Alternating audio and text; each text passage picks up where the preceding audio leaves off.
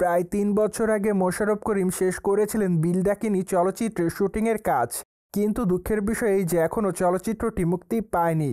তাছাড়া গত বছরের শুরুর দিকে চলচ্চিত্রটি সেন্সর বোর্ড থেকে সার্টিফিকেট গ্রহণ করে। ঠিক এরপর অবশ্য জানা গিয়েছিল ২০২৪ সালে চলচ্চিত্রটি মুক্তি দিবে নির্মাতারা, কিন্তু দুঃখের বিষয় যে নির্মাতারা ২০২৪ সালে চলচ্চিত্রটি মুক্তি দিতে পারেনি। মূলত বেশ কিছু জটিলতার কারণে তারা চলচ্চিত্রটি মুক্তি দিতে পারেনি বলে জানা যায়।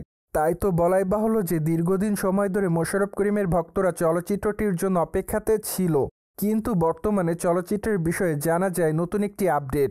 কেননা বর্তমানে চলচ্চিত্রের মুক্তির তারিখ চূড়ান্ত করেছে নির্মাতারা। তারা অবশ্য এরই মধ্যে চলচ্চিত্রটি মুক্তি দিতে চায় জানুয়ারি মাসের ২৪ তারিখে।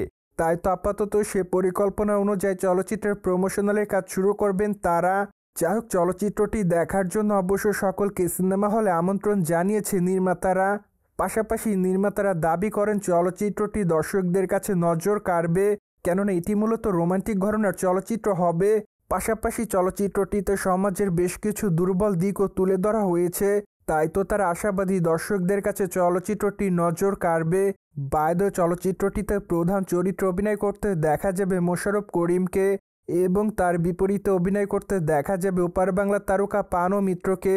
তাছাড়া চলচ্চিত্রের পর্দায় মোশাররফ করিমকে অবশ্য মাঝির চরিত্রে অভিনয় করতে দেখা যাবে। সবকিছু মিলে এবার মোশাররফ করিমকে চলচ্চিত্রের পর্দায় নতুন অবতারে দেখবে তার দর্শকরা।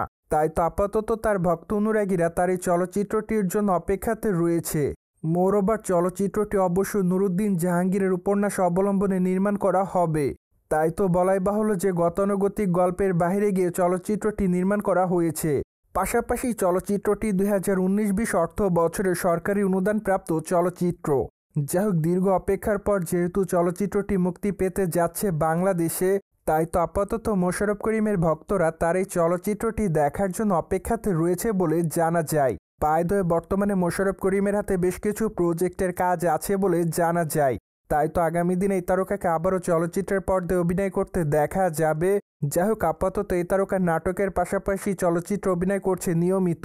সেই সাথে অবশ্য বর্তমানে এই তারকাকে নিয়মিত ওটিটির পর্দায় অভিনয় করতে দেখা যাচ্ছে।